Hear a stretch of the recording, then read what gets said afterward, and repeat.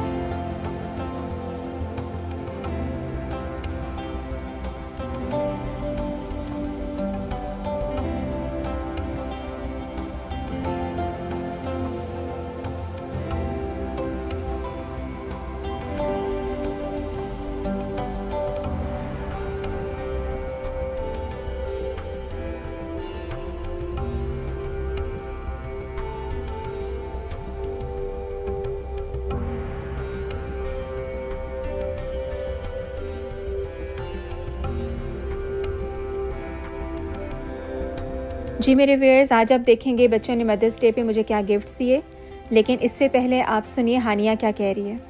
Okay, so we can pull this tab, and when you open it, the highlighter falls out. It's the blue one, and it is a highlighter, and it smells so good. You can close it, and voila! And how to put it back is you put it in here, you turn it like this, you get your tab, and you put it back and close this. Thank you for watching my video. जी मेरे viewers, हर साल mother's day पे मुझे अपने मसलों का एहसास ज़्यादा होता है क्योंकि लास्ट मदर्स डे पे बच्चों ने दिए थे मुझे सॉक्स, और क्योंकि मुझे सर्दी बहुत ज़्यादा लगती है। इस मदर्स डे पे मुझे इन्होंने दिया है सोडा मेकर क्योंकि मुझे माइग्रेन हो जाता है और ये कैफिनेटेड ड्रिंक से ठीक होता है। इस गिफ्ट को मैं कम और मेरी पूरी फैमिली इंजॉय कर रही है।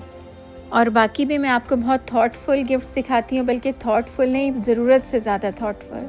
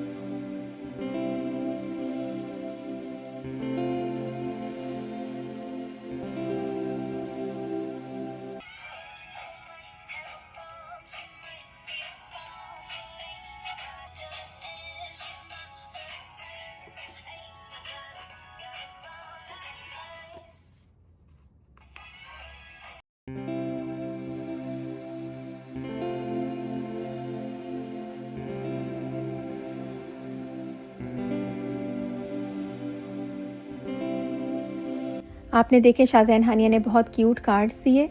इसके अलावा इन लोगों ने मुझे दिया ये बाउल सेट, मुझे बहुत ही प्यारा लगा। और अनकरीब मैं कोई डिज़र्ट बनाऊंगी, इसमें सर्व करूंगी, आप लोग देखेंगे इंशाल्लाह।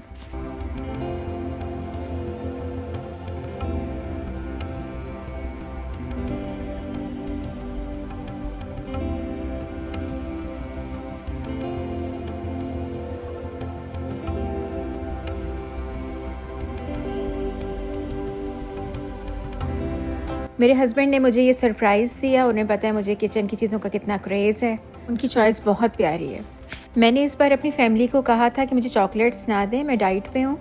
इन लोगों ने मुझे स्ट्रॉबेरीज़ दी जो कि चॉकलेट कोटेड थी। यानी मेरी बात पे पूरा अमल किया गया। ये बहुत ही प्रैक्टिकल गिफ्ट्स थे। लेकिन ये कि मजाक के अलावा मैं बहुत ज़्यादा थैंक्स कहूँगी अपनी फैमिली का। मेरे प्यारे प्यारे बच्चे जो इतनी केयर करते हैं, मेरे हस्बैंड इतनी केयर करते हैं मेरी, तो सबका बहुत बहुत शुक्रिया।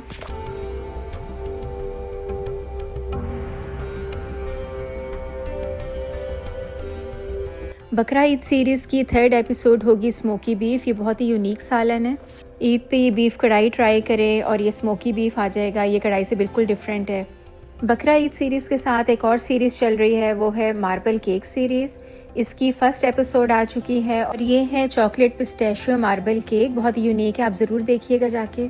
2nd एपिसोड जो है वो सरप्राइज़ है, बल्कि आप लोग गेस कर सकते हैं कौन से कम्बिनेशन में मार्बल केक आ रहा है, मुझे कमेंट बॉक्स में बता सकते हैं।